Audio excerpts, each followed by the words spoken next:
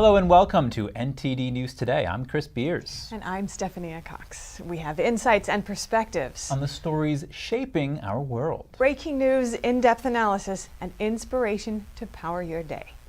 Today we are tuning in to a House hearing titled Trust and Transparency, Holding the Veterans Affairs Accountable and Protecting Whistleblowers. This is hosted by the House Committee on Veterans Affairs. The subcommittee is on oversight and investigations. The subcommittee chair is Jen Kiggins, a Democrat from Virginia.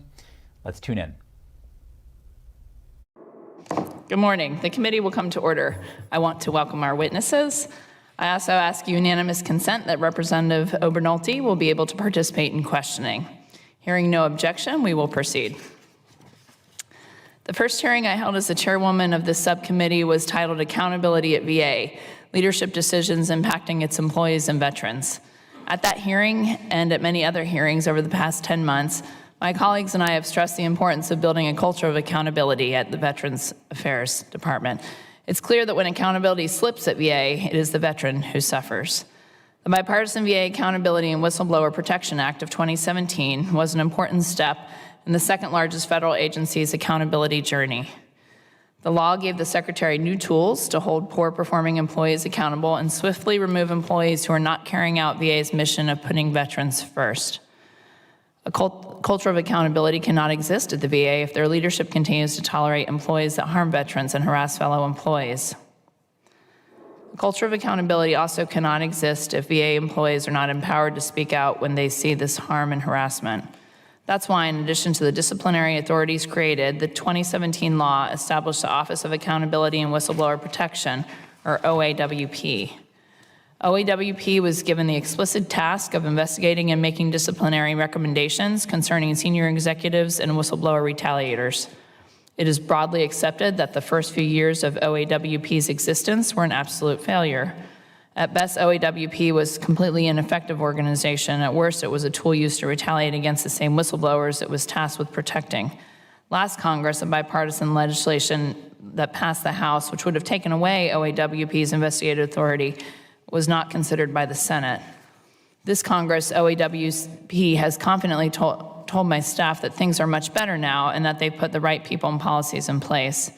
I do not doubt that OAWP has many good employees who are attempting to make things right. I also know that these employees are fighting an uphill battle. Many VA employees I engage with don't trust OAWP, and as a result, they are hesitant to engage with the office. It is not hard to understand why these employees are hesitant. Many VA employees do not view OAWP as independent, as OAWP's leadership reports directly to the VA secretary. VA employees know about OWP's past failings, and the office has not earned VA employees' trust. And many employees who have engaged with OAWP quite simply haven't seen results. Also, VA whistleblowers have other avenues to ensure they receive necessary protections. The Office of Special Counsel, or OSC, has existed for more than 40 years and seems to do a decent job. OSC conducts investigations on almost every federal agency, including almost as many VA investigations as OAWP. OSC also seems to get results. In 2022, they negotiated favorable actions with agencies in 12.5% of its prohibited personnel practice cases. By contrast, OAWP only recommended discipline in 3.4% of its cases. I know that OSC and OAWP have somewhat different missions, and I know that OSC has had decades to work out the kinks, but I'm still left wondering if OAWP's juice is worth the squeeze. OAWP's budget request this year is $30 million, only $4 million less than OSC's. Last Congress, this committee decided some of this $30 million could be better spent by OSC or in other ways that protect veterans and whistleblowers. I look forward to examining whether OAWP is money well spent to build a better VA. I'm also eager to learn about how VA is working to ensure that all VA whistleblowers are heard, protected, and empowered to speak out free of retaliation. I appreciate our witnesses being here today to share their expertise on whistleblower protections at VA. I'm looking forward to our discussion this morning. With that, I now recognize Ranking Member Mervan for his opening comments. Thank you, Chair Kiggins. I appreciate you holding this hearing today. I also want to commend the work of this subcommittee on whistleblower issues over the last two Congresses. Under the leadership of my colleague, Representative Pappas, I am pleased to continue our robust oversight of the Office of Accountability and Whistleblower Protection, or OAWP, at the Department of Veteran Affairs. Whistleblowers are an unsung heroes of our government that expose corruption, abuse, fraud, and waste. Reporting evidence of wrongdoing from the inside is a courageous task, and whistleblowers often risk their livelihoods to expose critical issues. Their actions are paramount in holding the government accountable, and whistleblowers should be commended for the courage it takes to come forward. VA is entrusted with caring for our nation's veterans. VA employees must feel empowered to call out problems, including wrongdoing. Managers need to be trained on rules and policies so they are also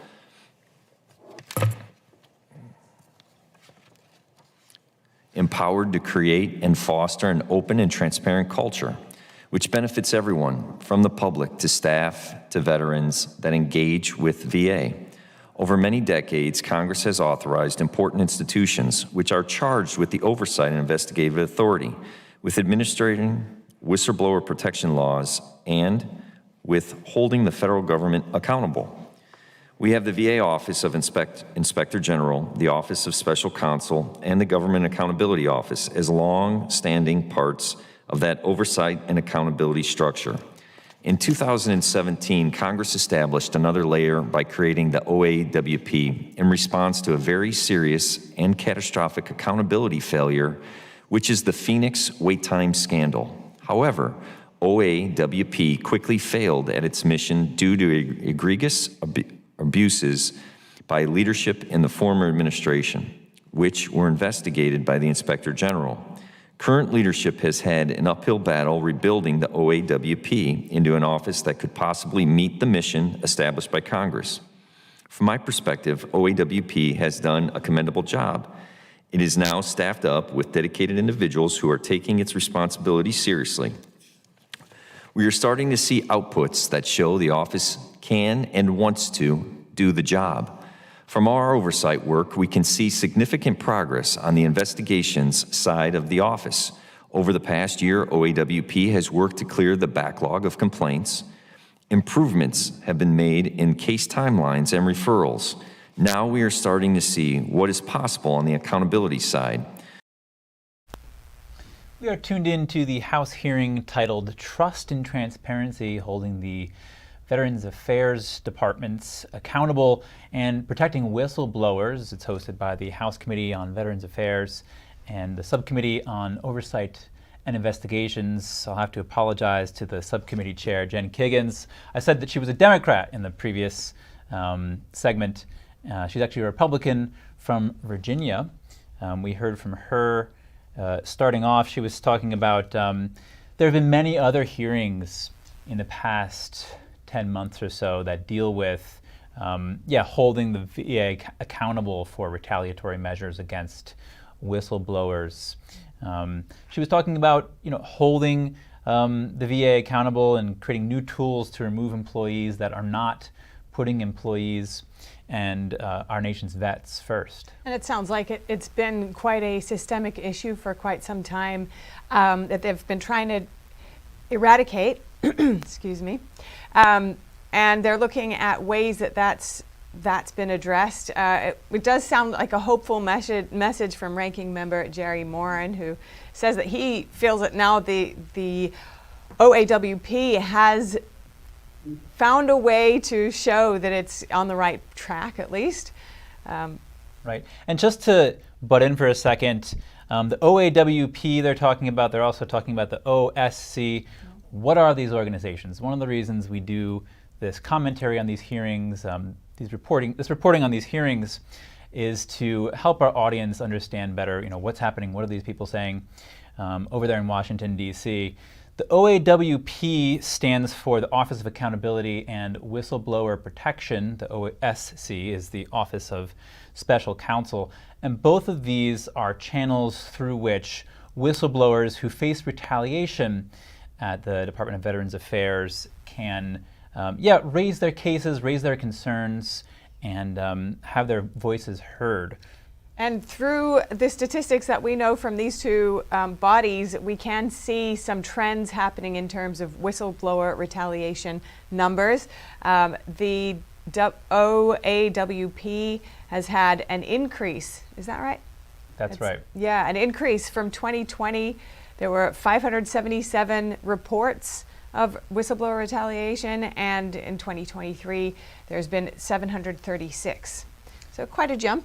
That's right. It's a big jump, and we heard that Thomas Costa, the GAO, Government Accountability Office, Education, Workforce, and Income Security Team Director. It's a mouthful. He says there's a lot of room for improvement at the VA. He's saying that too often in the past, quote, we've seen that people who do bring information forward do face reprisal, demotion, or getting fired, or things like that. He said it's not right and it can't be acceptable. Basically anybody who notices fraud or some other kind of misconduct at an organization and reports it is known as a whistleblower. And from what we're hearing, some of these whistleblowers are facing retaliatory measures at the Department of Veterans Affairs, where there's this culture of fear that's been created. People are afraid to report problems that they see, and they just want to keep their mouths shut. But we do have a few brave individuals who come forward, and this hearing is about holding the Department of Veterans Affairs accountable and ensuring that they don't retaliate against these brave people going forward. All right, we'll have more on this hearing after the break.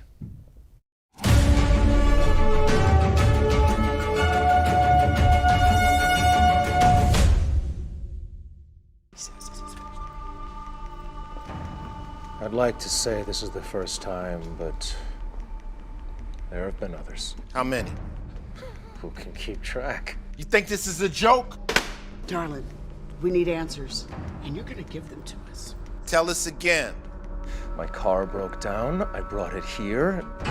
I got stuck paying an expensive repair bill. So it's true. How much, darling? $2,300. $2,300. What was I supposed to do?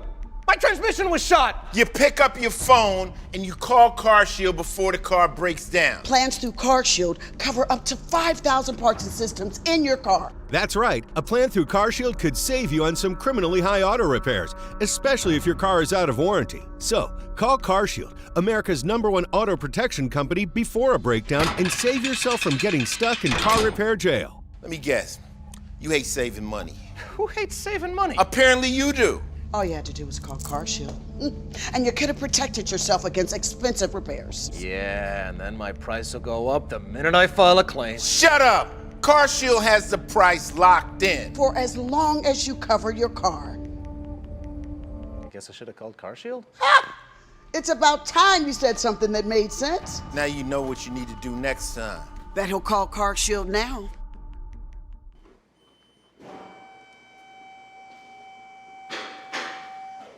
So can I go? Or Don't get handcuffed paying expensive auto repairs. Call now and get the CarShield guarantee. Your price will never go up and your coverage will never go down as long as you cover your car. In just minutes, you could have a plan that covers up to 5,000 parts and systems in your car. Don't wait until it's too late. Get CarShield's best coverage yet. Call 800-965-0729. 800-965-0729. 800-965-0729.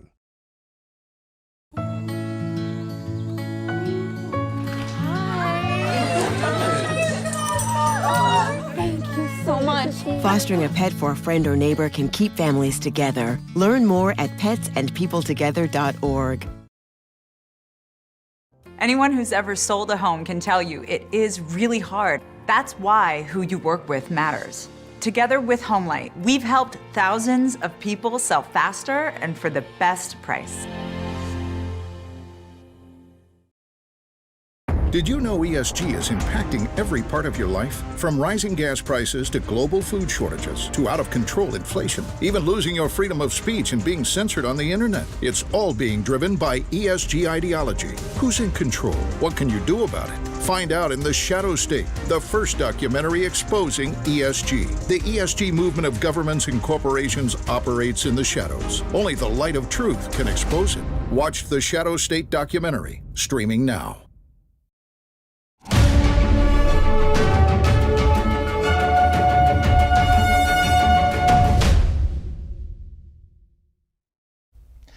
Welcome back. We are tuned in to the House hearing titled Trust and Transparency, Holding the Veterans Affairs Department Accountable and Protecting Whistleblowers. It's hosted by the House Committee on Veterans Affairs. The subcommittee is on Oversight and Investigations.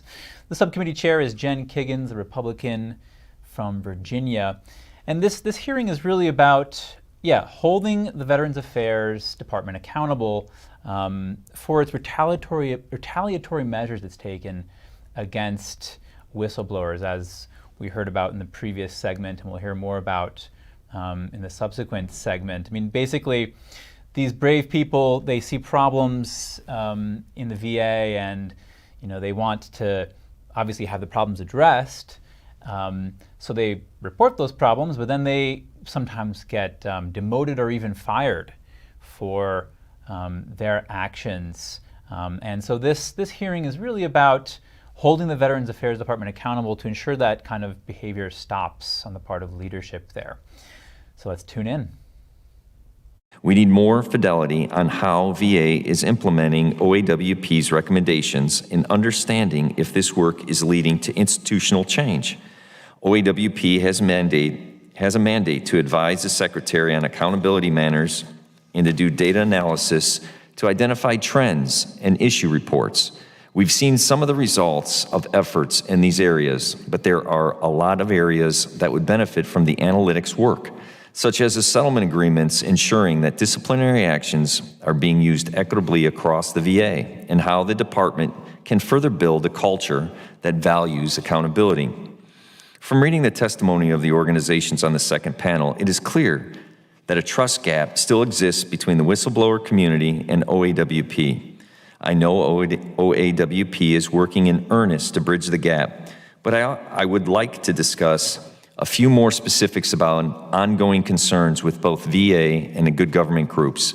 I know there have been questions since 2017 law was passed about ways to enhance OAWP's independence, and there are also fundamental questions about its purpose and how it should or should not differ from other oversight investigations, such as the IG, the OSC.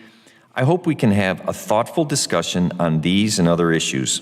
Whistleblower protection and accountability are different sides of the same coin. They should not be in conflict. We should work hard towards accountability so that employees don't have to become whistleblowers. They should be able to speak up about concerns and have those concerns taken seriously by management. This is the goal we all should be working towards, because that is what we owe to the veterans. With that, I look forward to hearing from our witnesses, and I yield back my time. Thank you, Ranking Member Mervan. We will now turn to witness testimony. Testifying before us today on our first panel, we have Mr. Bruce Gipe, who is Acting Assistant Secretary at the Office of Accountability and Whistleblower Protection. We have Mr. Eric Calhoun, Director of the Investigations Division at the Office of Accountability and Whistleblower Protection.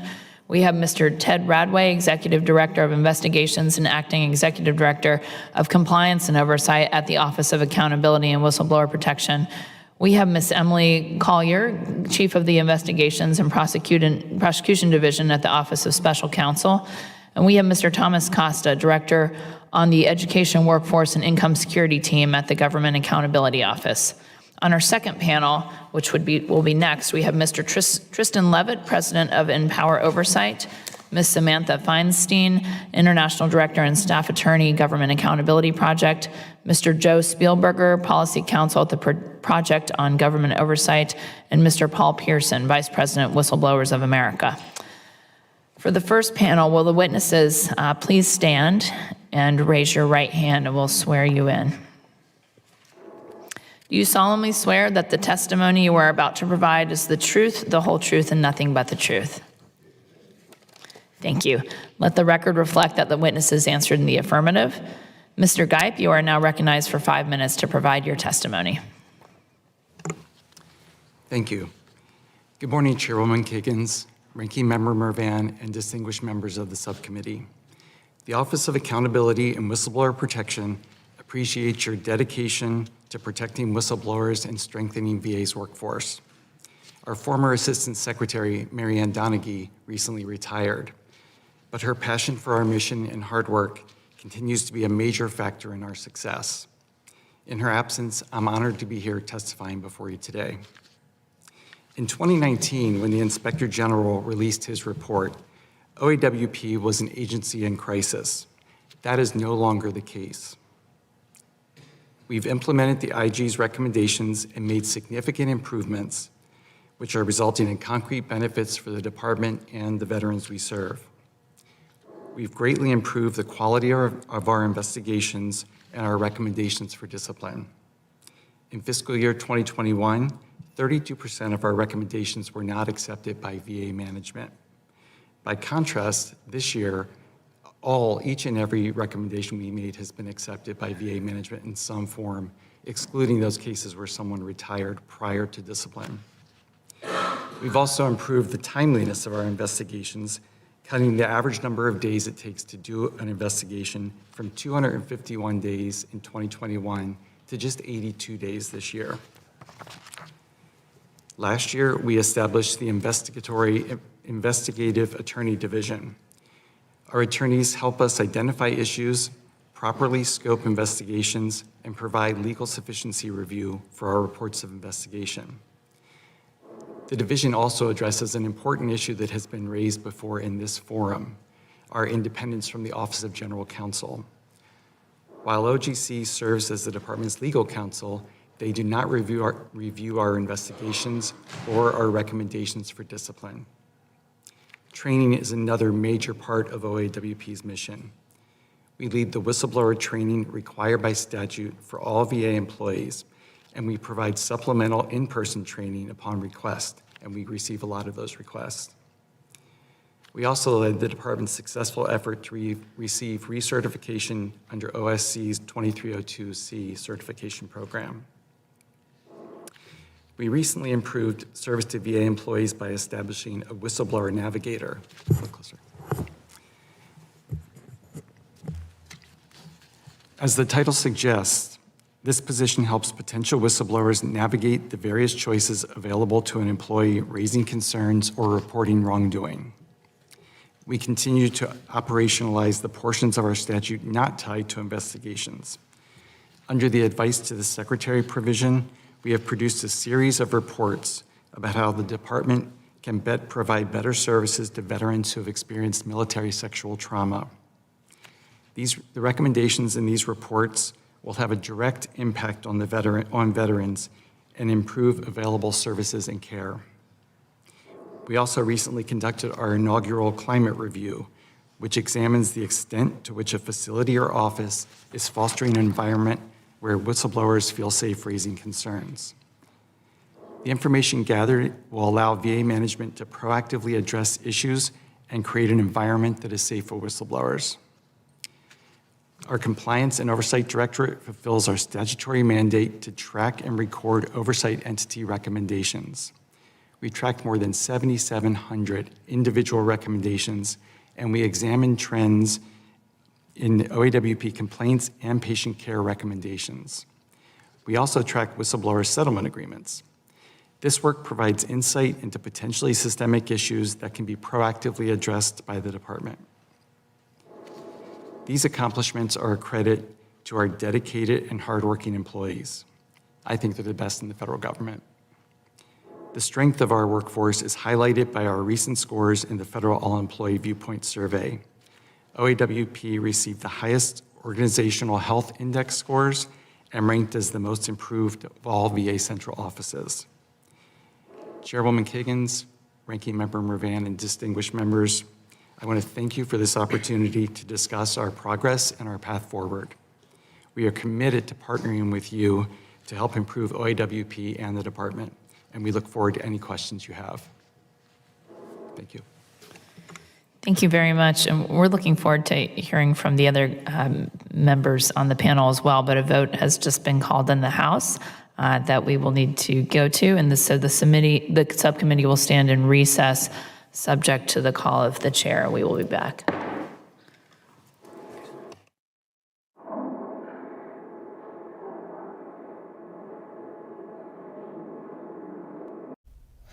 We are watching the House hearing on trust in transparency, holding the Veterans Affairs Department accountable and protecting whistleblowers.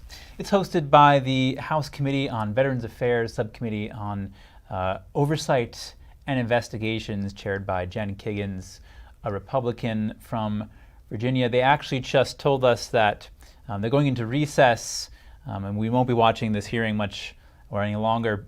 They have some kind of last minute vote they have to make, it sounds like. So we'll recap here, and we'll expand into some of the bigger issues surrounding the Department of Veterans Affairs. But just to start off our recap of the last segment, we heard from Ranking Member Frank Moran for the House Committee on Veterans Affairs, Subcommittee on Oversight and Investigations. He talked about a trust gap that still exists between the whistleblower community and the OAWP. Yeah, he pointed to the Phoenix wait time scandal and the efforts that have been made to address those issues that were behind that. And he also said that he felt that those efforts have been fruitful and that they've done a commendable job in that direction. Right, and we heard quite a bit from Mr. Bruce Geip, the Acting Assistant Secretary at the Office of Accountability and Whistleblower Protections for the U.S. Department of Veterans Affairs. He went into the OAWP and the different improvements they've seen in the past few years. He gave a detailed report. But just before we go into that, I just want to clarify to our audience, what is the OAWP that they're talking about here? The OAWP stands for the Office of Accountability and Whistleblower Protection. It's one of the channels that whistleblowers at the Department of Veterans Affairs can go to if they see something they're concerned about, some kind of malpractice or some kind of problem in the department there that they want to raise awareness about. And that was set up after the 2014 scandal about wait times. That's right, and we'll get into that in a little bit. But let's just kind of recap first about what Mr. Geip was saying. Well, he was canvassing some of the achievements of the body that have been made since efforts to reform it after, as we heard, it was underperforming or perhaps just exhibiting malpractice in some ways. He said it was in crisis in 2019. Right, yeah. And so he spoke about some of the things that have been addressed and how they have, including extra training for the staff, who he said he felt were now the best in the government, and creating tools like the Whistleblower Navigator, a climate review of how comfortable people feel to become whistleblowers if they should feel the need to, and more tracking and analytics of these statistics and metrics. Right. He was talking about improved recommendations for discipline. All in the past year or so, all recommendations have been accepted. So these are recommendations they're making to discipline certain employees at the VA, and previously, significantly less were approved, but a lot more have been approved recently. He was talking about the investigation time into allegations of retaliation by whistleblowers. He said it was 251 days in 2021 and 82 days in 2023. So that's a massive. That's a sizable change in a relatively short period of time. Actually, and he pointed to the Veterans Affairs annual all-employee survey, and the results there showed that the OAPW was the highest organizational index on the health index scores. So, yeah. Right, and it also ranked as most improved. Yeah. So these things do, I think, provide some clear indication. Yeah, it sounds like this acting assistant secretary of the Office of Accountability and Whistleblower Protection has some good feedback, it sounds like. We'll have more on this House hearing on trust and transparency, holding the Veterans Affairs Department accountable, and protecting whistleblowers after the break.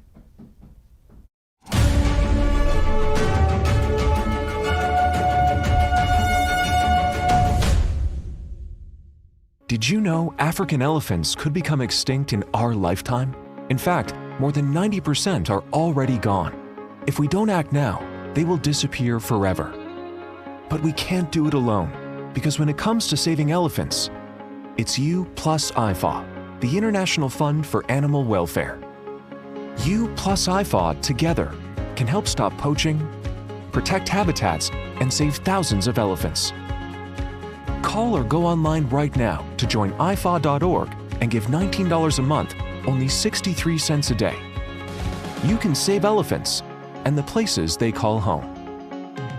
Together, we can fund rangers to stop poachers in their tracks, protect the land elephants need to roam and survive, and provide loving care for those who have been orphaned so they can one day be released back into the wild.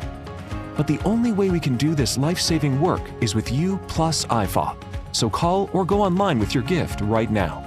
With the monthly support of people just like you, elephants like Moses are alive and thriving today. It takes years of hard work from dedicated teams so orphaned elephants can learn the skills they need to survive in the wild.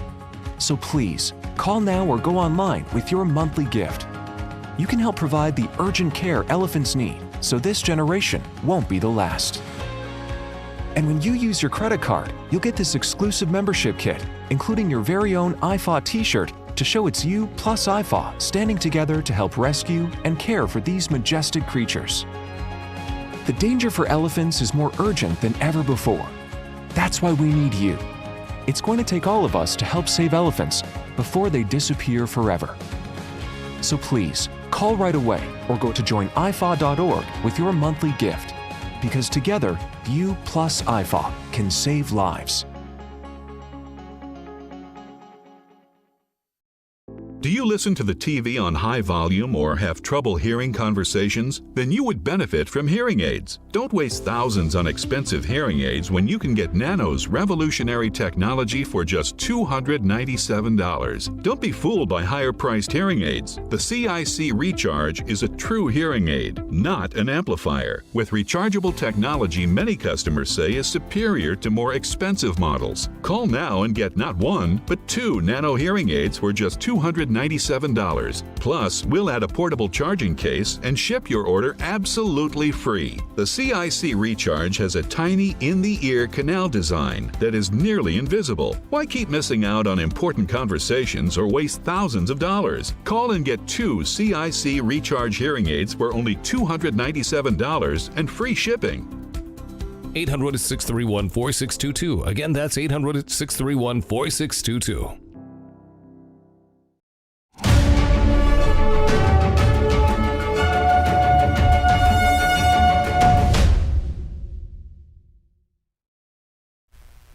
Welcome back. We are continuing our recap of the House hearing titled Trust in Transparency, Holding the Veterans Affairs Department Accountable and Protecting Whistleblowers. It's hosted by the House Committee on Veterans Affairs, Subcommittee on Oversight and Investigations. The chair for the subcommittee is Jen Kiggins, a Republican from Virginia. The committee chair for the House Committee on Veterans Affairs is Mike Bost, Republican from Illinois. We won't hear much from him today.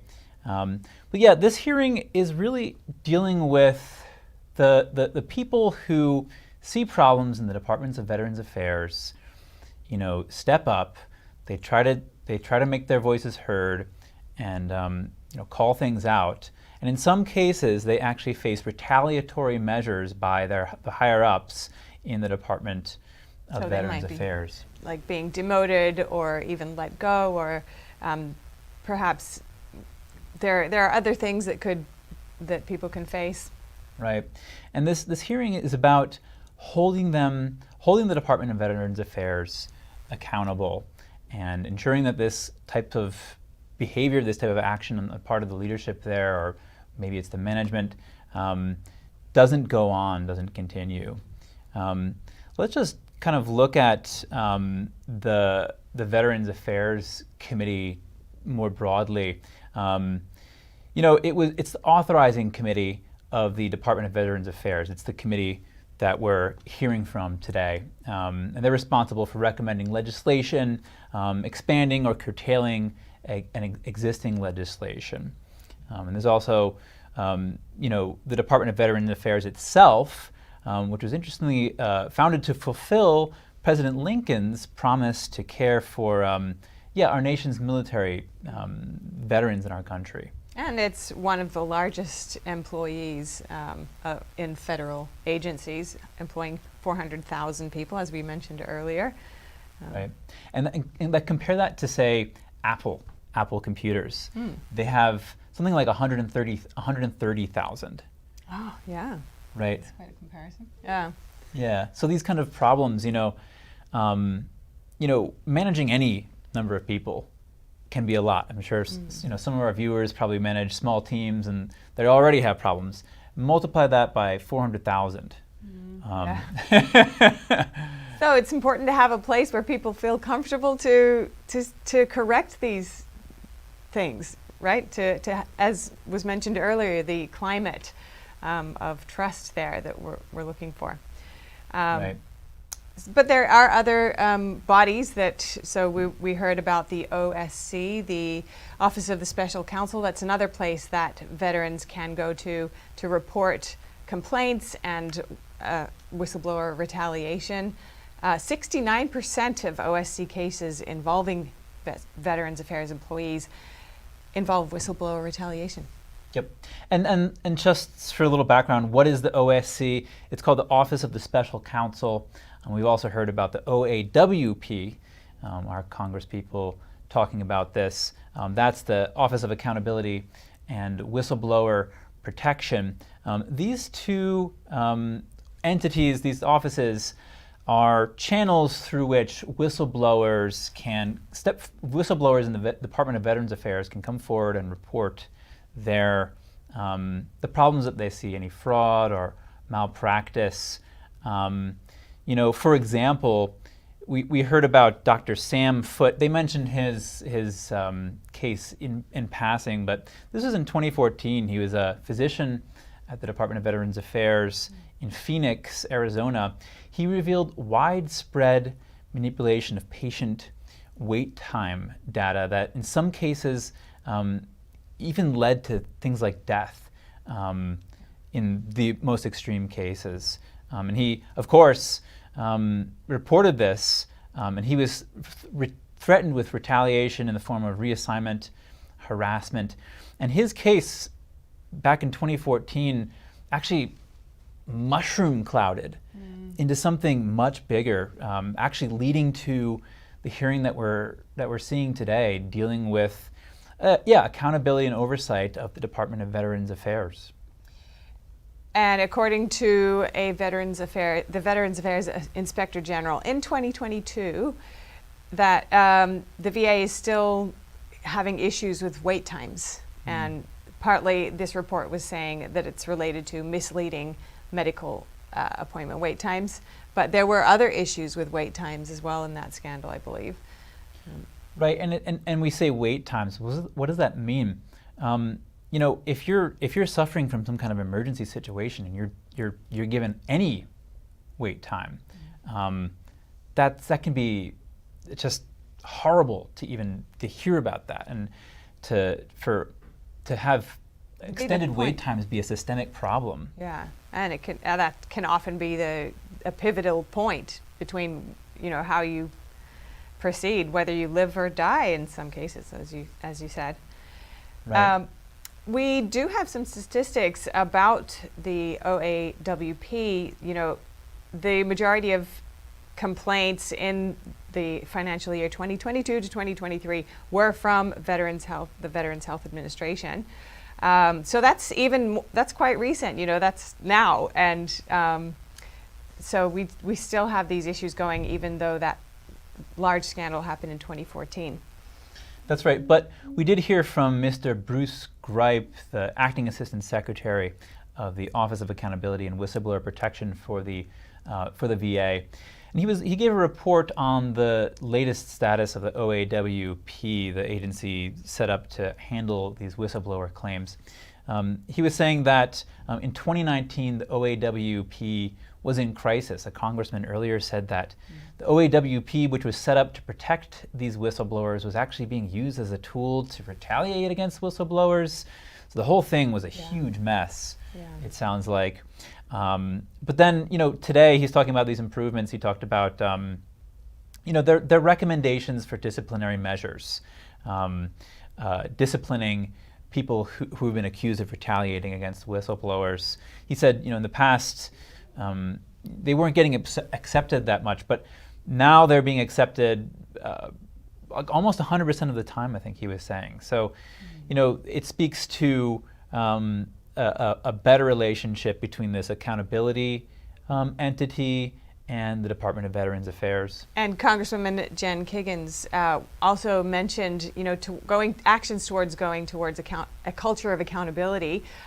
She mentioned tools to put veterans first, and that would include, creating a culture of a meritocracy, which would include, more disciplinary action for employees who were doing the wrong thing, where veterans actually suffered. She did say that there were times when the employees there harmed veterans. So it does look like the gears are shifting here. Right, and some of these issues are systemic. I mean, we're talking about an organization, the Department of Veterans Affairs, that has 400,000 employees, and like I was saying earlier, Apple has, this $1 trillion company has 130,000 employees. So managing these kinds of issues in this sort of department, it's a mammoth task, and that's why the Congress has been attempting to deal with it since 2014, since that case we were talking about mushroom clouded and brought this issue to national attention. All right, we'll have more on our coverage of the House hearing titled Trust and Transparency, Holding the Veterans Affairs Department Accountable and Protecting Whistleblowers after the break.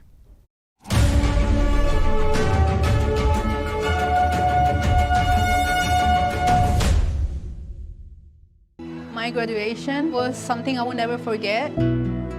People like you and me sometimes may have doubts in yourself, but I feel that everything's possible. Find free adult education classes near you at finishyourdiploma.org.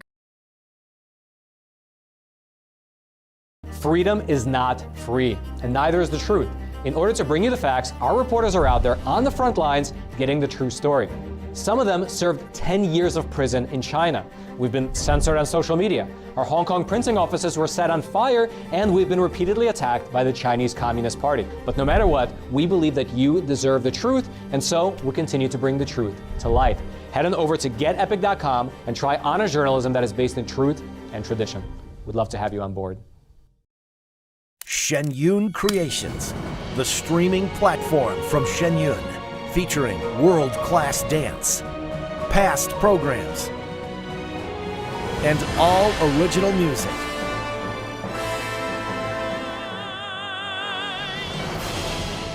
Masterclasses, behind the scenes, comedy, and more. Explore shenyuncreations.com. Imagine a coffee that cares for your health. Expertly fermented with a 50-enzyme complex to enhance flavor and remove bitterness.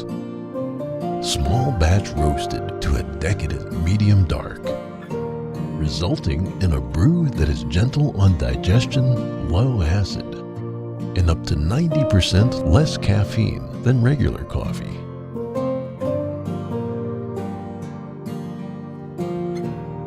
Try America's first enzyme fermented coffee today. My Towels solved a problem that we've all had with towels. You go into the stores and they feel lotiony and soft, but then you get them home and they wind dry you. That's why I made My Towels. They actually work, they're soft, and they absorb. And now I'm excited to announce 2 brand new lines of My Towels. What makes them the best towels ever is they're now made with 100% long staple Shapir cotton. This is a combed ring spun cotton that makes my towels even softer and more absorbent than ever. And now you get a 6-piece set for an amazing introductory sale price as low as $29.98. So go to mypillow.com or call the number on your screen. Use your promo code to get my towels for only $29.98. Or you can get my designer premium line for just $20 more. Either way, you save 50% now on all my towels. They actually work. What a concept. This offer won't last long, so please order now. MyPillow.com.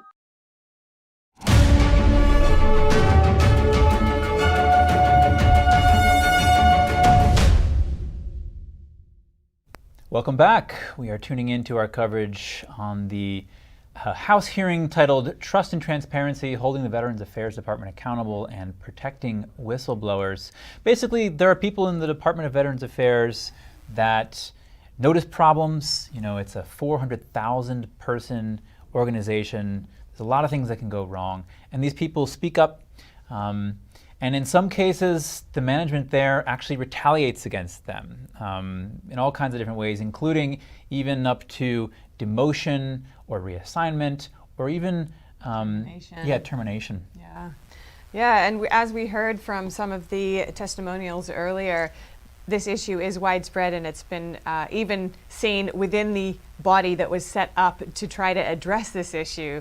But it looks like things are turning around, and we hope to hear more about that coming up. All right, so let's tune back in. Chairwoman Kiggins, Ranking Member Mirvan, and members of the subcommittee, thank you for the opportunity to discuss our work looking at VA whistleblower retaliation. Federal employee whistleblowers can protect the government from fraud, waste, and abuse by reporting wrongdoing. However, whistleblowers may also risk reprisal from their agency for these disclosures. VA whistleblowers can choose to submit complaints of retaliation both internally through OAWP and their union, as well as externally through OSC and the Merit System Protection Board's appeals process. OAWP investigates misconduct against senior agency officials, and the independent OSC is responsible for investigating whistleblower retaliation and other prohibited personnel practices across the federal government. My statement is based on our May report, as well as related preliminary observations from our ongoing work, and will address 1, OAWP whistleblower retaliation investigations, 2, OSC's investigations of VA whistleblower retaliation, and 3, how VA resolves these cases using settlement agreements. First, the number of whistleblower retaliation cases that OAWP receives has increased since fiscal year 2020, though the number of other types of cases has also increased. Specifically, OAWP received almost 580 whistleblower retaliation cases in 2020 and 740 in 2023, more than a 25% increase. We will continue to analyze this work and analyze this data in our ongoing work. Second, PPP cases arising from VA employees make up about 1/3 of OSC's workload. And from fiscal years 2018 through 2022, over 2/3 of VA PPP cases involved allegations of whistleblower retaliation.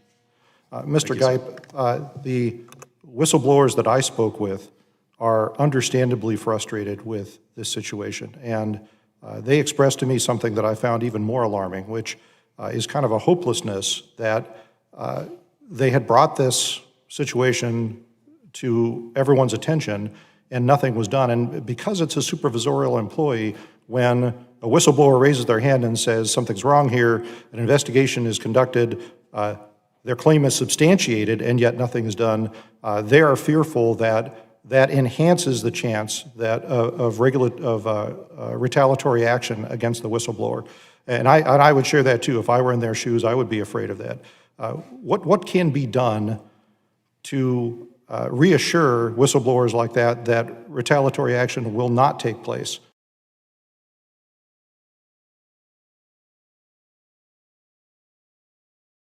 And we'll go for 2 weeks, and then we're doing our site visit in early December. And what you should do is think about this a lot like the all-employee viewpoint survey. If you just get not you, but if the medical center gets results and just kind of looks at them, it doesn't help much. But the results will show where there are weak points and opportunities for improvement. And I think you can use those, the the hospital can use those to make important changes. And we can also increase our training there and make sure people know all the options they have, coming to us, coming to OSC, going to OIG. But if this was the AIB that I'm thinking about, that you're talking about, that was not within our jurisdiction, it would be up to the responsible management official who was getting that to decide what discipline was appropriate. Right. Oh, thank you. And I see I'm over time, but I want to emphasize we're all on the same team here, but we want to make sure that you have the tools necessary to set an environment where this does not happen again. So let's work together to make sure that that happens. I yield back, Madam Chair. Thank you. Thank you very much, Mr. Obernolte. The chair now recognizes Mr. Pappas for 5 minutes. Thank you very much, Madam Chair, and I thank our panel for their points that they've made here today, and I do appreciate how challenging it is to change the culture in a big agency like VA. But I will say that after 6 years of the establishment of OAWP, I think it's clear to me that there are major shortcomings within the initial law that was passed, certainly with its implementation over the last 6 years, because we have seen repeated leadership changes, missed deadlines, and lack of accountability, especially when it comes to enforcement of those settlement agreements. We know that the Office of General Counsel plays a role in whistleblower issues, especially when it comes to implementation of these agreements. These agreements are binding and they're signed by the department and the whistleblower. And usually VA agrees to take specific actions to reinstate and protect whistleblowers in these agreements. But unfortunately, this committee has documented instances in which OGC does not comply with agency agreements and takes months or years to respond to settlement offers made by whistleblowers or causes other problems for them. So it's critical to note that since OGC is tasked with protecting the department, it has an inherent conflict of interest, I believe, with whistleblower cases when it's advising OAWP. So to address these concerns, I worked with then Ranking Member Mann on this subcommittee in the last Congress. We introduced a bipartisan bill, the Strengthening Whistleblower Protections at the VA Act. It was a bill that passed the House at that time. And a key provision in this bill was providing OAWP with greater independence from VA leadership by establishing a separate office for General Counsel for OAWP, and would prevent the department's OGC from directly or indirectly advising on OAWP cases. So I'm wondering, Mr. Geip, if you can reflect on that provision. It's something that VA did not support in the last Congress, but can you talk about this principle of independence and whether or not that would make a difference here as we think about some accountability and protection for those that are coming forward with information to help serve our veterans better? Yes, thank you for that question. So usually when I've heard issues raised about our independence, it really stemmed more from OGC being involved in our investigations and recommendations. So we set up our own attorney division within OAWP to make sure that we're doing our own work and OGC has nothing to do with it. Because then on the backside, they're the ones, as you've mentioned, trying to work out a settlement on some cases. There's really, at this point, the way the law is written, we have our independence that way, but there's nothing where we're getting involved in the settlement agreement process. So usually there's the complainant and the agency, and OGC is representing the agency and trying to come to a settlement. So we're just not involved in that part. And I think the reason that VA opposed that provision was we thought we could take care of the other part with OGC staying out of our investigations. So there is some language in the LEAD Act that I think talks about us maybe having more involvement in settlement agreements, but we really think probably it makes most sense for OGC and VA to be involved in the actual reaching an agreement, and then we could be tracking and maybe helping those if they feel like there's a breach of the settlement agreement after the fact. You're watching the House hearing titled Trust and Transparency, Holding the Veterans Affairs Department Accountable and Protecting Whistleblowers. There. It's hosted by the House Committee on Veterans Affairs. The subcommittee is on Oversight and Investigations. The subcommittee chair is Jen Kiggins, a Republican from Virginia. Basically what you're hearing is congressmen and government officials talking about the accountability for the Veterans Affairs. Some some employees of the Veteran Affairs, when they see problems, they make their voices known, obviously in some cases, but in some cases they're retaliated against by managers, or their higher-ups, whoever's their superior at the VA. And you'd think, with this reportedly culture of many instances of this kind of retaliation, we did also just hear about whistleblowers having this increased fear of retaliation, especially when they apparently are seeing their report going forward, being investigated, and yet not having changes made based on their validated claims. Right.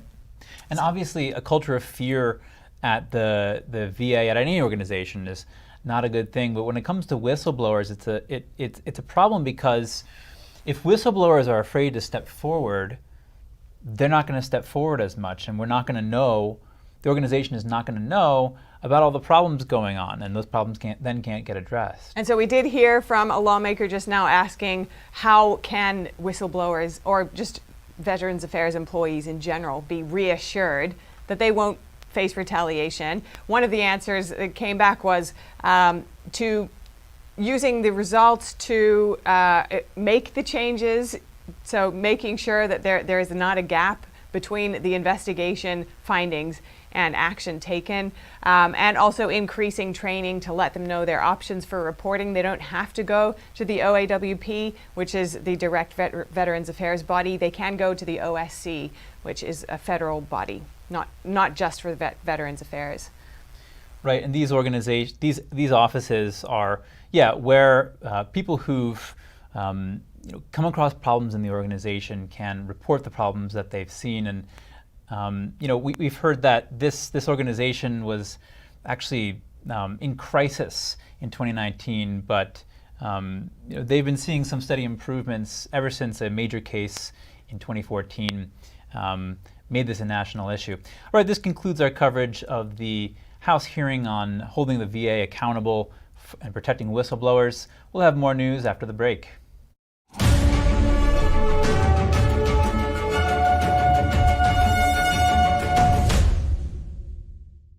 Hey everyone, it's me, Sebastian, and it is a beautiful day today. We have so much to be grateful for, so just remember, if you see someone without a smile, give them one of yours. I just love inspiring people to be the best they can be, and the reason I'm able to inspire so many people is because people like you who inspire me with your support of Shriners Hospitals for Children. Since I was little, I've broken 100 bones, and I've had 19 surgeries. Shriners Hospitals for Children was with me every step of the way. But more than that, they've given me the confidence to know I can do whatever I set my mind to. Like right now, I've set my mind to sharing my smile with you. Did you get it? Because of people like you, I can play the violin. I can play piano. I can Irish dance. The help I get is only possible because of caring people like you who pick up the phone and call the number on your screen to make your monthly gift. And when you call or go online right now to donate $19 a month or more, we'll send you this adorable Love to the Rescue blanket as a thank you and a reminder of all the smiles you're bringing to kids' faces every day. Kids like me. And me. And me. And me. So what are you waiting for? You can inspire kids like me by visiting loveshriners.org. After all, you can't help everyone, but you can help someone. So let's go! Thank you. Thank you. Thank you for giving. Join me and bring a smile to the world with your monthly gift today. Please call now. If operators are busy, please call again or go to loveshriners.org right away. Join me and bring a smile to the world.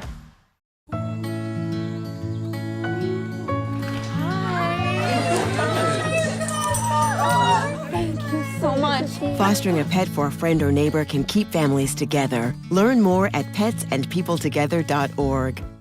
Anyone who's ever sold a home can tell you it is really hard. That's why who you work with matters. Together with Homelight, we've helped thousands of people sell faster and for the best price. Can't believe you're doing this alone. I've done it before. I remember. You threw your back out. How you holding up? Hand me that board. Nothing wrong with getting help. I'm good. I did it when Felicia left. I'll figure it out. I know you will, but you don't have to do it alone. That's all I'm saying. If I promise to look into it, will you drop it and help me build this fence? Now you need my help. It can be a real pain sometimes, you know that? Mm-hmm. If you or a veteran you know needs support, don't wait. Reach out. Find resources at va.gov/reach.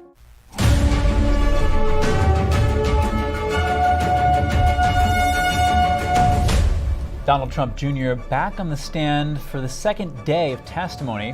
What is he saying? With his brother Eric also appearing at the Manhattan courtroom. The IRS could be the latest casualty in the Israel-Hamas conflict.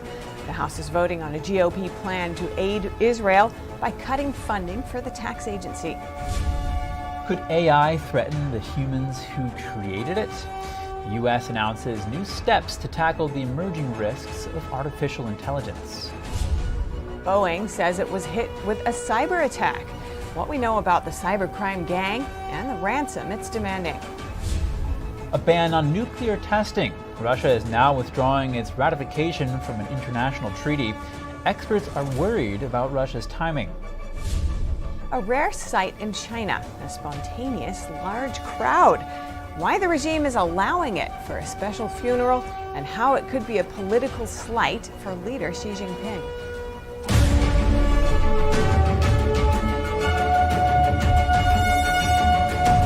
Donald Trump Jr. testifying for the second day at the Manhattan courthouse. He and his brother Eric both are expected to take the stand today. New York Attorney General Letitia James has accused former President Trump and his two sons of inflating their wealth in a $250 million lawsuit. In court, the judge showed Donald Trump Jr. an email inquiry from a Forbes reporter. It was allegedly sent to Trump Organization's chief legal officer in 2017. The older son said he had no specific recollection of following up on that inquiry. Trump Jr. is an executive vice president of the family's Trump Organization. The lawsuit alleges that he's involved in all aspects of Trump Organization property development. He told the judge yesterday that he wasn't involved in preparing financial statements for his father's real estate company. The judge in the case has ruled former President Trump liable for fraud. Trump has denied wrongdoing. He's scheduled to take the stand on Monday. The U.S. House is scheduled to vote today on a GOP plan to provide $14.3 billion in aid to Israel. The plan calls for cuts to IRS funding to pay for the additional support. Republicans unveiled the bill on Monday. The proposal is the first major legislative action under new House Speaker Mike Johnson. Democrats objected to cutting money for the IRS, saying it will increase the country's budget deficit by cutting back on tax collection. The bill does not change tax requirements.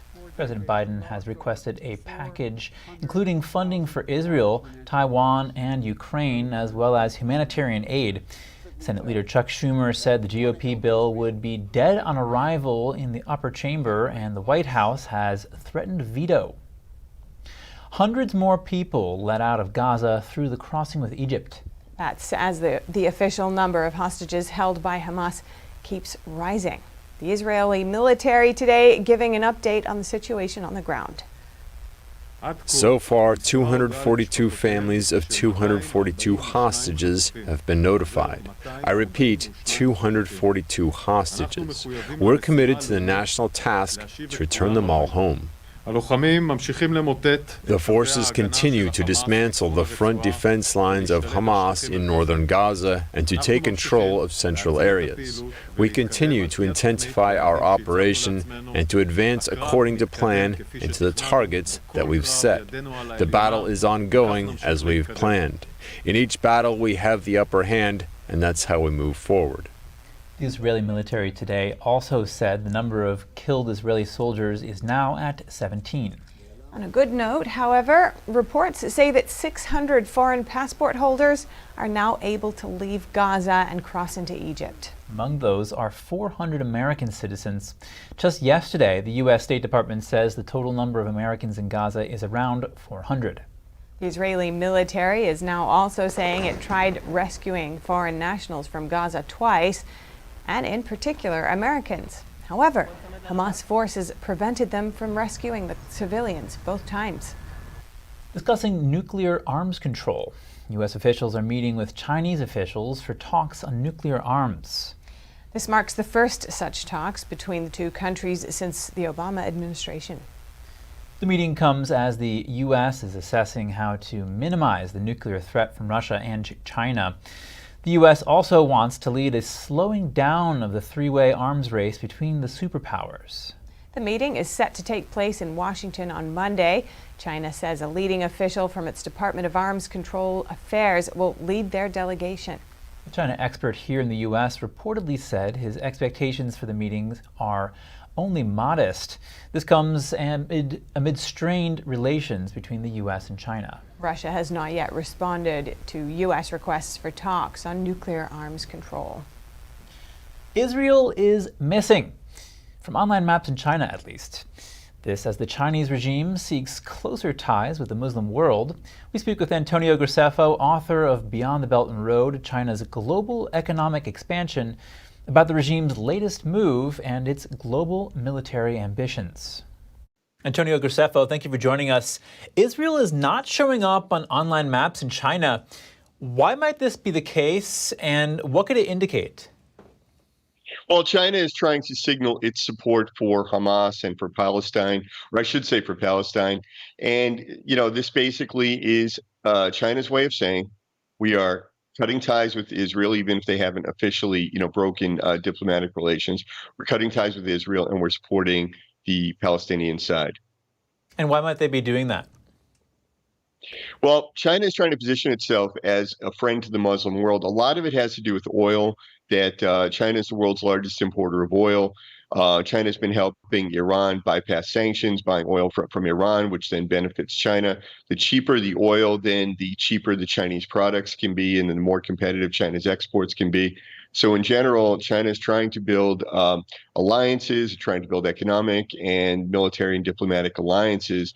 And the easiest way to do that is simply to cut out Israel. And then it's a lot easier for China to align itself with the Muslim states. And how does the Israel-Hamas war fit into this agenda? Well, the Israel-Hamas war did a lot to benefit China. For one thing, it undermines the Abraham Accords. It makes it more difficult for Israel to then be in league with Saudi Arabia and the United States. So it puts Saudi Arabia in a position that they have to make a decision which side they're on. And it gave China the situation that now there is no alternative to the China-led coalition over there in the Middle East. I won't say there's none, but I would say that, because the United States is aligned with Israel, then it makes it much harder for the U.S. to build a coalition, and it makes it easier for China to build a coalition.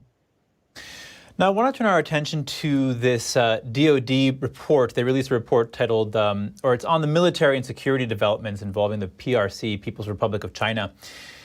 What does the report say about the PRC's overall strategy? So the strategy is going to remain the same, that China is going to be aggressive, that China wants to secure its sovereignty. And of course, whenever it says secure its sovereignty, it always means Taiwan. The military-civil fusion is one of the areas that, as an economist and national security analyst, military-civil fusion is one of the areas I'm very concerned about. China will be increasing the military-civil fusion. And what this means is that private companies will be more deeply ingrained into Chinese defense planning, into the national security planning. And this also means that U.S. investors, U.S. manufacturers, purchasers of Chinese goods may be inadvertently funding the PLA, because at the end of the day, they would be funding or providing money to private companies, which are then supporting PLA activities. Now, Antonio, talk to us about what this report says about China's military capabilities. Well, China is prioritizing the modernization of its military. Their goal is to surpass the United States. They're building their nuclear force. It's very interesting that there's a possibility that China will be entering into discussions with the United States regarding preventing nuclear proliferation, but China has absolutely no plans to stop building its nuclear capabilities, It's building its space capabilities, its new technologies. A lot of what China is doing is that they are concentrating on the technology-intensive weapons, which are the weapons of the future, which will also have the greatest impact in the next war. And all of this is unfolding as the U.S. is distracted by this Israel-Hamas war. Right. And one of the problems is that China has one competitor. China has one opponent, the United States. And they can focus all of their energy on the United States. The United States, however, is distracted. We have the Hamas-Israel situation. We have the Ukraine situation. We have Russia as a competitor. We have China as a competitor. And then because of modern technology, countries like North Korea and Iran punch above their weight. They become much more of a threat to the global order than they would be if we were back in the days of conventional warfare. So the United States has to spread its attention, its energies, its money, its military assets, security apparatus over a number of threats, whereas China just has one. All right, Antonio Graceffo, thank you again. Cornell University in New York has canceled classes tomorrow. This after the arrest of 21-year-old junior Patrick Dye. He's accused of posting online messages that included calling for the death of Jewish people and threatening to shoot up a kosher dining hall on campus. The managing editor of the Cornell Daily Sun reacted to the news. Students are extremely disheartened to hear that this is a threat from within our community. The students we spoke to said that campus as a whole felt off and strange today as they're trying to grapple with this news. According to a report by the Cornell Daily Sun, university leaders cited the extraordinary stress on campus as the reason for declaring a community day. The Sun reported increased tensions related to the Hamas-Israel conflict and incidents of anti-Semitic threats. There was also a report of a weapon sighting on campus yesterday. Police searched for a suspect and later called the report unfounded. In an email to campus community members, 2 university officials called for reflection on how to better create a caring, supportive community. And at Cornell, the student was arrested in relation to those anti-Semitic threats. There are even people tearing down posters of Israeli hostages. Violent anti-Semitic incidents are up 330% worldwide since the Israel-Hamas war began. That's according to the Israeli government and other sources. Coming up, Representative Nancy Pelosi is subpoenaed in California. A Canadian citizen is accused of attacking the former speaker's husband last year. And ride-sharing companies Lyft and Uber agree to pay nearly $330 million. They're accused of stealing earnings. More in just a moment here on NTD News Today.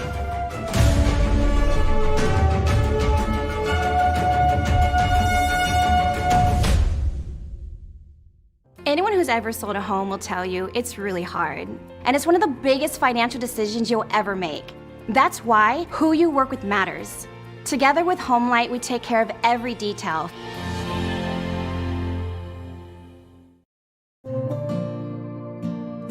Imagine a coffee that cares for your health. Expertly fermented with a 50-enzyme complex to enhance flavor and remove bitterness. Small batch roasted to a decadent medium dark, resulting in a brew that is gentle on digestion, low acid, and up to 90% less caffeine than regular coffee.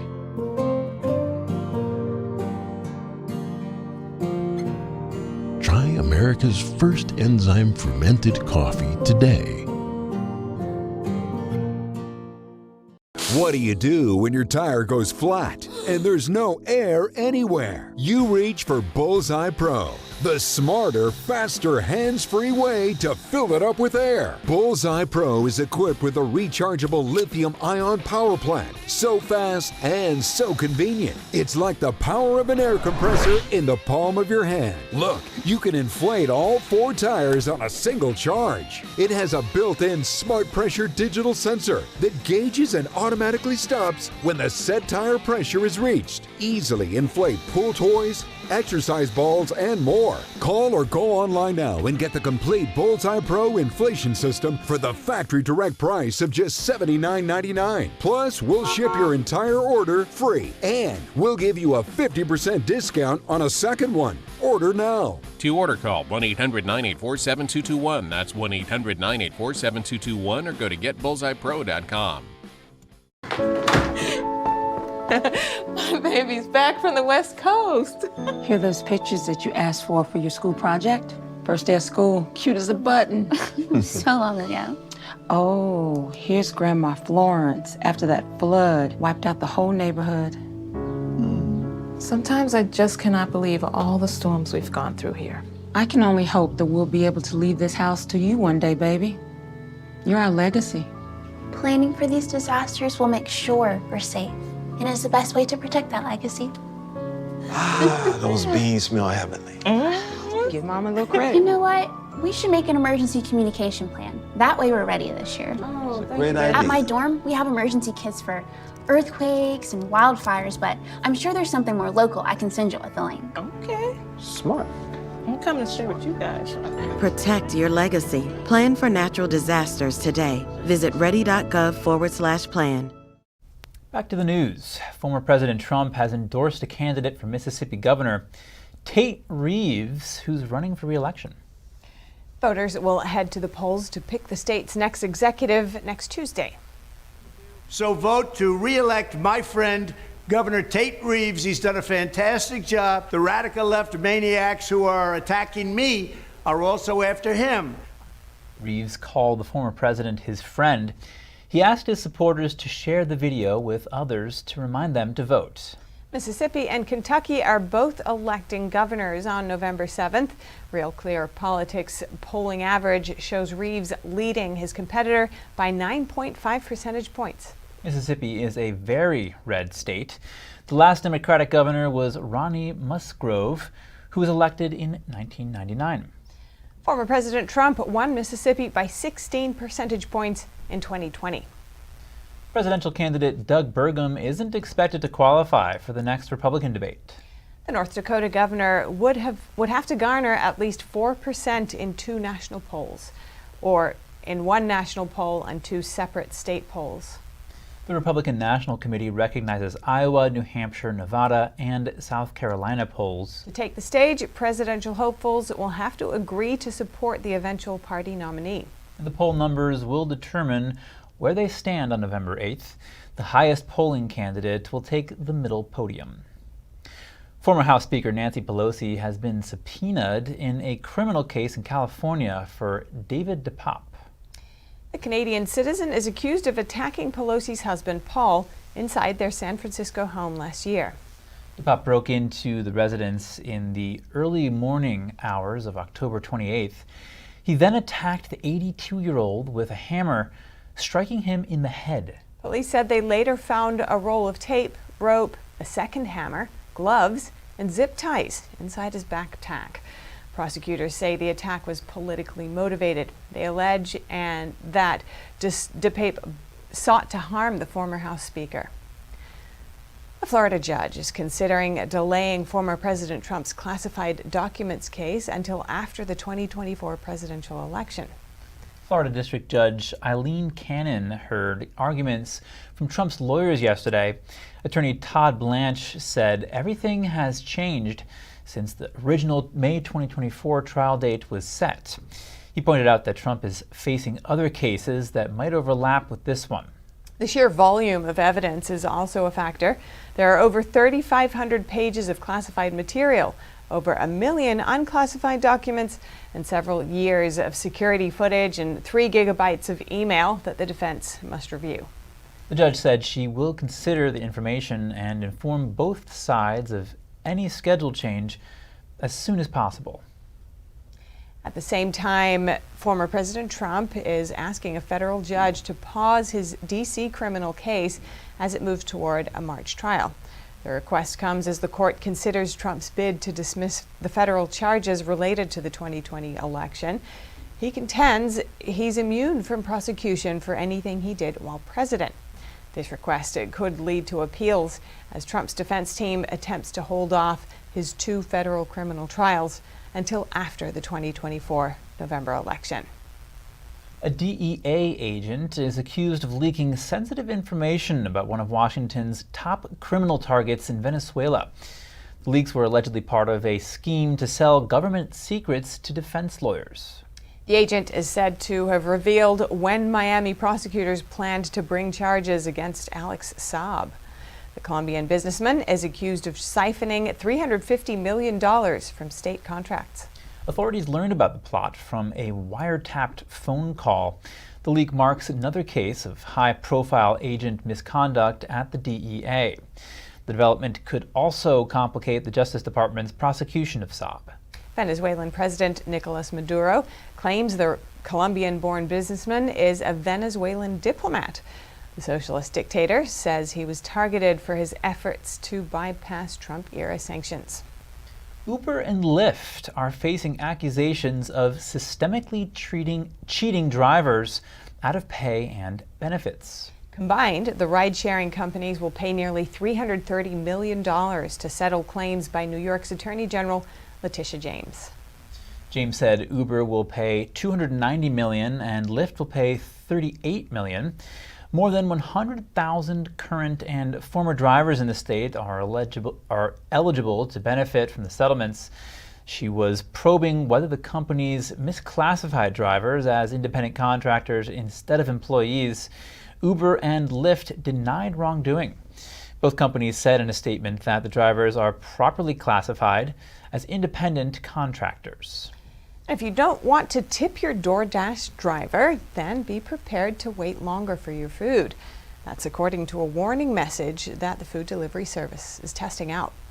If a customer tries to place an order without a tip, they see a pop-up message that reads, quote, "Orders with no tip might take longer to get delivered." The message goes on to say the drivers can pick which orders they want to pick up, and those that take longer to be accepted usually mean a slower delivery. A DoorDash spokesperson said that the message is just a test, but she added that Dashers do have the freedom to accept or reject offers based on how valuable they may be. Toyota is recalling nearly 2 million RAV4 compact SUVs.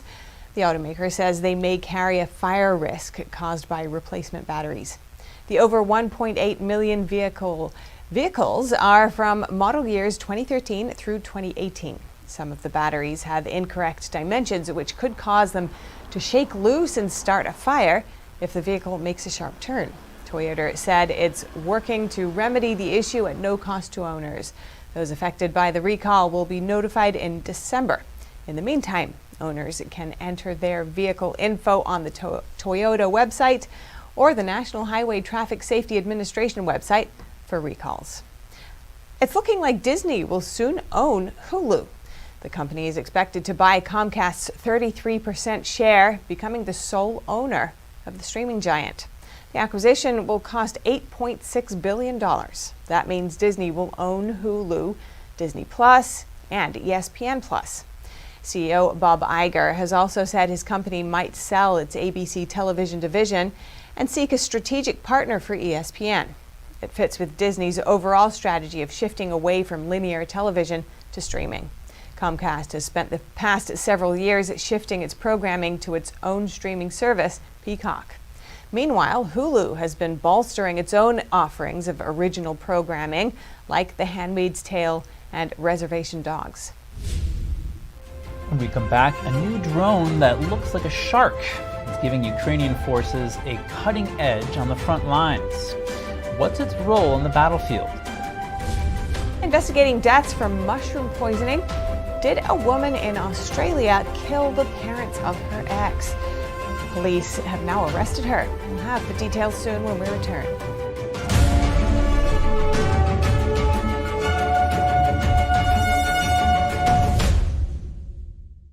Did you know African elephants could become extinct in our lifetime? In fact, more than 90% are already gone. If we don't act now, they will disappear forever. But we can't do it alone, because when it comes to saving elephants, it's you plus IFAW, the International Fund for Animal Welfare. You plus IFAW together can help stop poaching, protect habitats, and save thousands of elephants.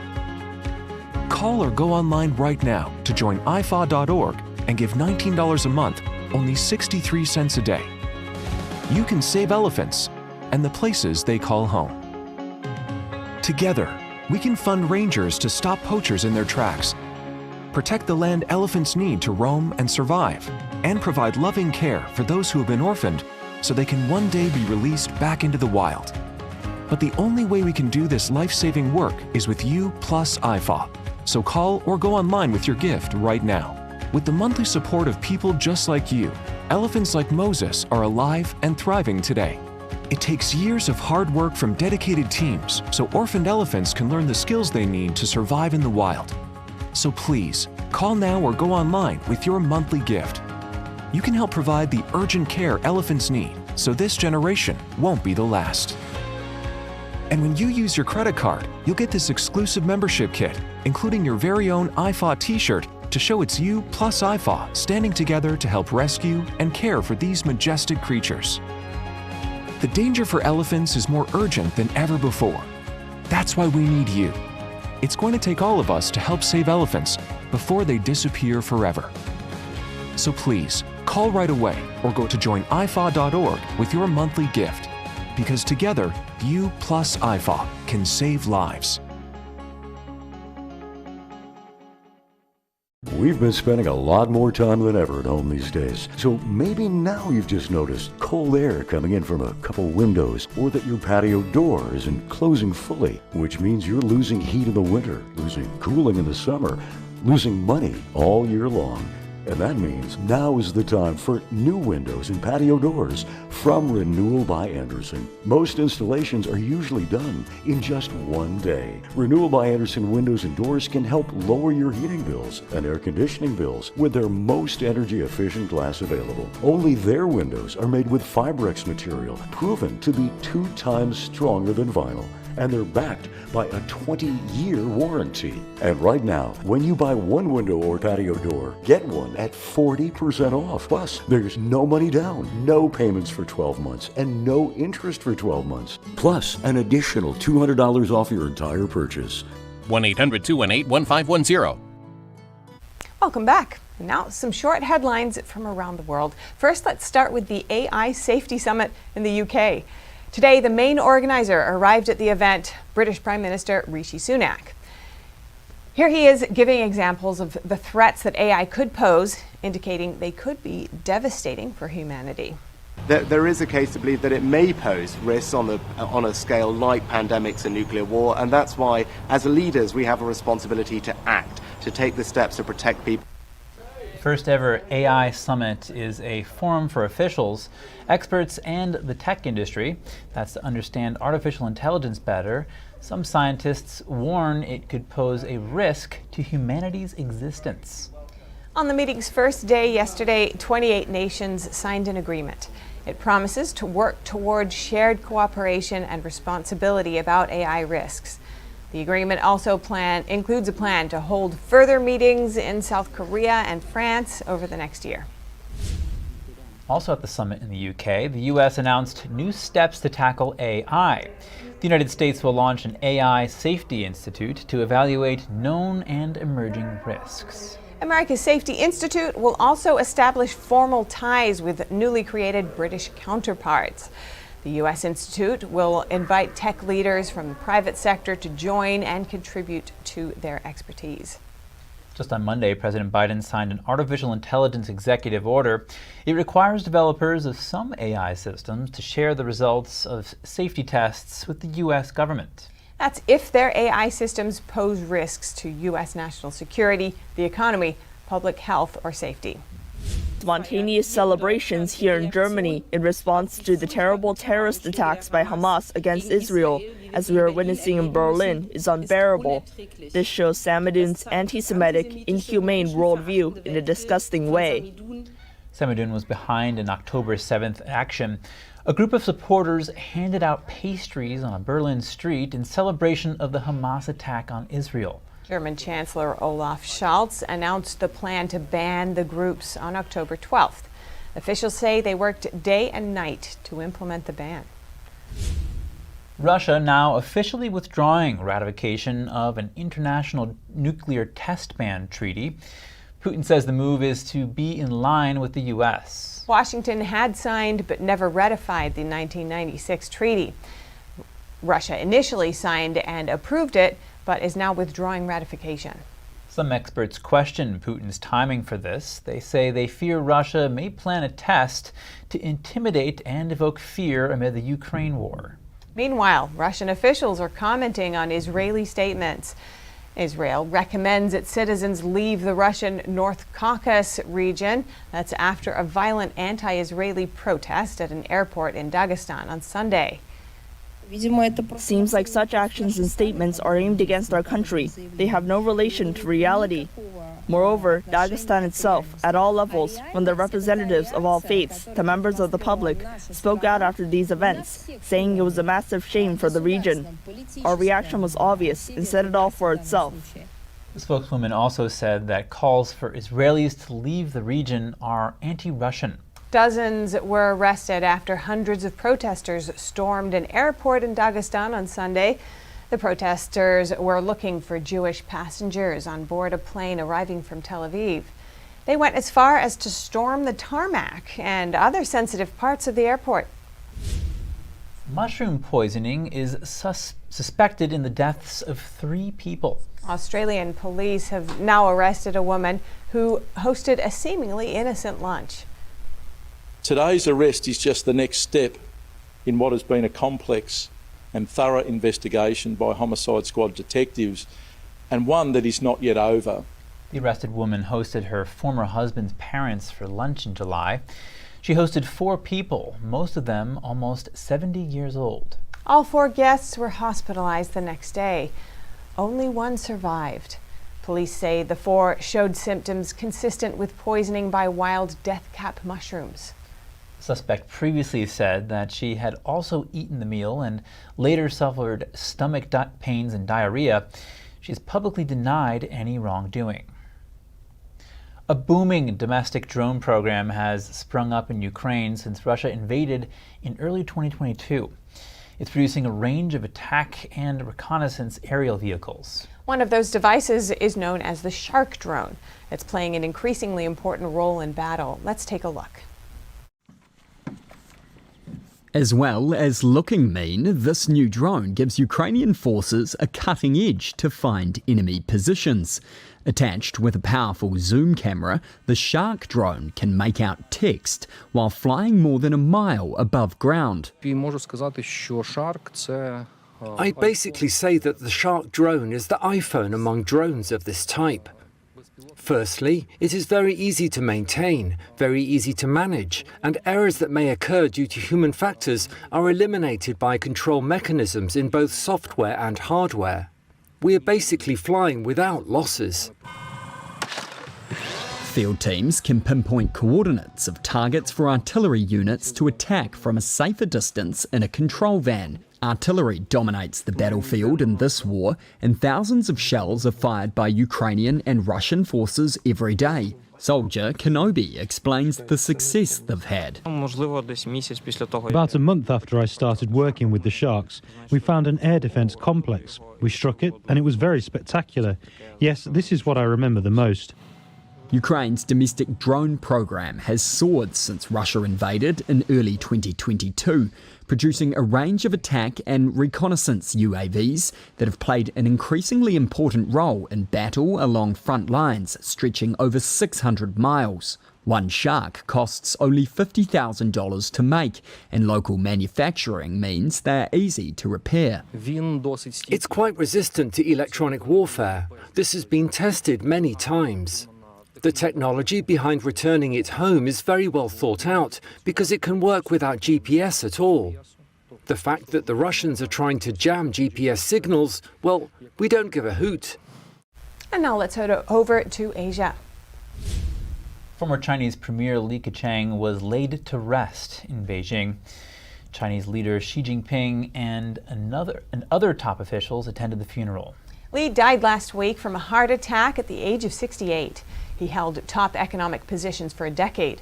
While he was seen as an alternative to Xi and a potential reformer, Li had limited authority under Xi's grip on power. Others say Li showed little zeal for reform.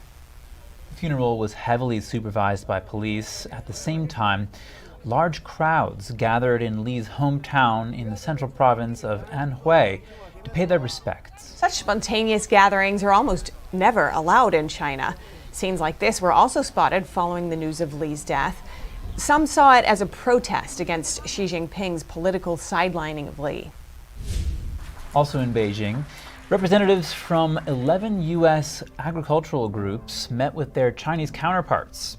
The trip is one of the largest delegations of industry representatives to visit the country since 2016. U.S. Ambassador to China Nicholas Burns spoke at the Agriculture Forum. He said relations with China are the most consequential for the U.S. compared to ties with any other country. There is a complementarity here. China produces a lot of food. It's a major food grower, but it also has a need to import.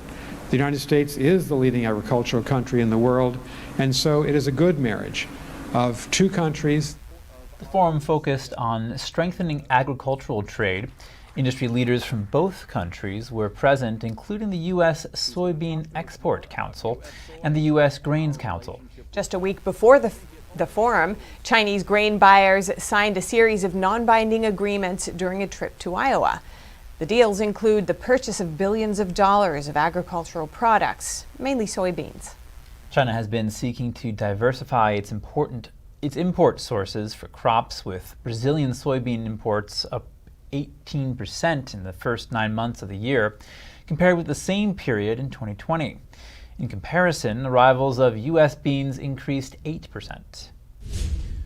Over to Japan, the country has unveiled an $113 billion package to counter inflation woes. This includes cuts to income and residential taxes, payouts to low-income households, and subsidies for utility bills. The spending plan is expected to boost Japan's GDP by about 1.2% on average over the next 3 years. For more than a year, inflation driven by rising costs of raw materials has been hampering the country's post-COVID-19 recovery. Prime Minister Kishida faces pressure to alleviate the financial burden on households as rising living costs affect his approval ratings. And Asiana Airlines, South Korea's second largest carrier, has reportedly decided to sell its cargo service. It's part of a proposed merger with Korean Airlines. The sale is a move by Korean Air to gain EU antitrust approval for acquiring its rival. The acquisition plan also needs approval from the U.S. and from Japan. Coming up, only 10 bottles of nearly 100-year-old whiskey remain. And now one is on sale. The rare Scotch is expected to go for $1.4 million. And a flawless, vivid blue diamond up for sale at Christie's in Geneva. How much is it expected to go for? More shortly here on NTD News Today.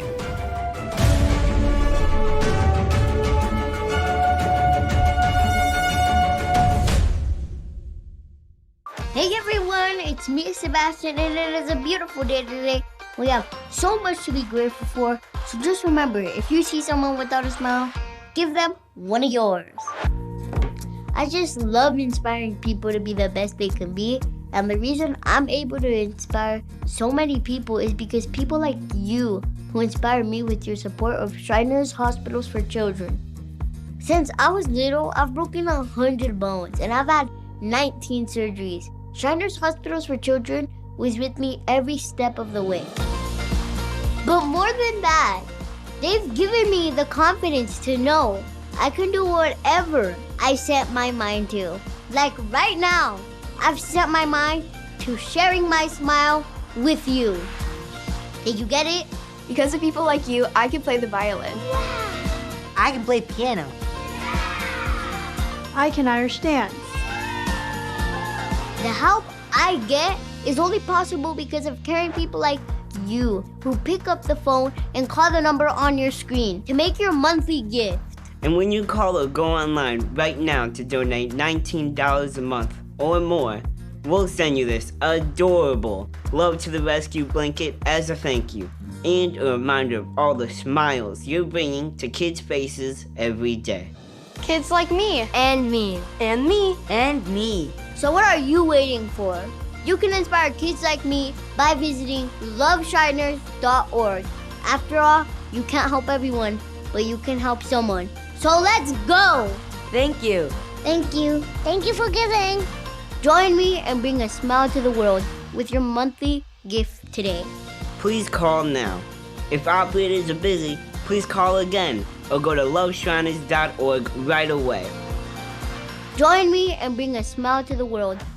You have one new message. Dr. Bonatti, this is Norm Evans. I played for the Dolphins and the Seahawks. Anyway, I was just calling to say thank you to you again because I'm feeling great. No more back or neck problems after all these years, and I'm doing well thanks to you. I just wanted to say thank you and let you know I was thinking about you. I always do. Okay, God bless you, friend. Keep up the good work. Visit AskBonatti.com. Regardless of where you are on your path to retirement, you can still take charge of your financial future today. Visit aceyourretirement.org and answer a few questions from Avo, your friendly digital retirement coach, for free tips, resources, and advice customized for your situation to help you feel confident and prepared for retirement.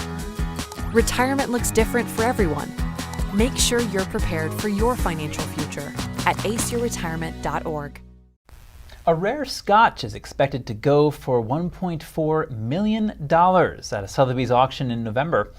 Only 10 bottles of the nearly 100-year-old whiskey remain. NTD's Andrew Thomas has more on the last of the liquor. The Macallan Adami 1926. Matured for 60 years in sherry casks, the bottles were never sold to the public. Only the distillery's top clients had the privilege of tasting it. This is the Macallan 1926, specifically the Valerio Adami edition, with the label designed by the Italian artist Valerio Adami. This is one of the oldest vintages ever released from Macallan. At the time, it was the oldest whiskey they'd ever released, and the liquid inside is the most valuable whiskey in the world. In 2019, one of the 40 bottles made sold for $1.9 million, breaking an auction record. But what makes this whiskey so good? It's something to do with a mixture between the quality, the darkness of the liquid, the old vintage, which is pre-World War II, and the age of it, 60 years old, so 6 decades of maturation. In 1986, when this was released, was pretty much unheard of. The buyer will have to decide whether to drink the rare bottle or save it. There's a good chance it's someone who buys it, keeps it part of their collection, like a painting, for example, and then might sell it in 5-10 years in time. I have to say, I hope not. I think whiskey is meant to be drank, it's enjoyed. We are not here too long, enjoy your life. The Macallan Adami 1926 will be up for auction in London on November 18th. Andrew Thomas, NTD News. And that's not the only expensive find up for sale. An extraordinary gem goes to auction next week at Christie's in Geneva. It's an impressive blue diamond with no internal flaws, the largest one of its kind ever to go to auction. It's expected to fetch a staggering price of up to $50 million. Known as Blue Royal, this vivid blue diamond, which is set in a ring, is among the rarest ever to be unearthed. Christie's International head of jewelry said he hopes it will beat the blue diamond known as the Oppenheimer Blue, which Christie's sold in 2016 for $57 million. What makes Blue Royale so rare and special is its size. At 17.6 carats, it's the largest of its kind. It's a pear-shaped, brilliant cut diamond. What that means is it's a classical cut. It has not been modified with additional facets to help enhance the color. And so the color is very rich naturally, and it is internally flawless, as best as can be. The auctioneer will also present a Rolex wristwatch worn by Marlon Brando in the 1979 movie Apocalypse Now. The actor engraved his signature on the back of the watch to avoid swapping it accidentally during shooting. This is a watch that was once owned by Marlon Brando. what makes it truly unique is that it is really one of the most recognizable memorabilia Rolex that has ever surfaced at auction. 2 years ago, the watch sold at auction for about $2.2 million. In a separate online auction, Christie's will offer a pearl necklace worn by Audrey Hepburn. The film and fashion icon wore it in the final scene of the movie Roman Holiday from 1953. She wore it in the last scene of Roman Holiday, which was such a great movie, which audiences have enjoyed so much, and where she played a young royal enjoying herself in Rome. What is the estimated value? We've priced it at $20,000 to $30,000. So it's quite reasonable, and everybody can be Audrey Hepburn. The necklace was created by the renowned Italian jeweler First, who catered to well-heeled clients, including Hollywood stars. Across the globe, a cat is rescued from a car in Moscow. Local news said it had been trapped for days without food or water. The car reportedly belongs to a person who had been taken to a psychiatric facility a few days ago. It's unknown who the cat belongs to. Bystanders were considering smashing a window until emergency services finally managed to open the door and free it. Media said the cat was dehydrated and hungry, but otherwise in good condition. It has now found a temporary home with an officer from the Moscow prosecutor's office. It turns out your cat may not be as aloof as you think. A new study suggests that they are quite expressive, especially with other felines. The researchers filmed over 50 cats at a cat cafe in California between August 2021 and June 2022. Overall, the researchers observed 276 distinct facial expressions. The study authors say 45% of the expressions were friendly, while 37% were aggressive. They hope to expand the research to include cats living in multi-cat homes and in feral communities. They would also like to try to decipher what the expressions mean. The study was published last month in the journal Behavioral Processes. Another finding from the animal kingdom, and this one is truly strange. Ever wonder which part of a starfish is the head, or if they even have a head at all? Scientists have been curious about this for years, and a group says they've finally figured it out. Through molecular analysis of their genes, they've determined that a starfish is mostly just a big head. The study was conducted by Stanford University and UC Berkeley and was published in the journal Nature. An accompanying opinion piece said starfish are like a disembodied head walking around the sea floor on their lips. So the arms are not actually arms, but more like extensions of the head. That's all for today's news. Thank you for tuning in. Feel free to reach out to us with any news tips or feedback at news.today@ntd.com. And we'll be back with more news tomorrow.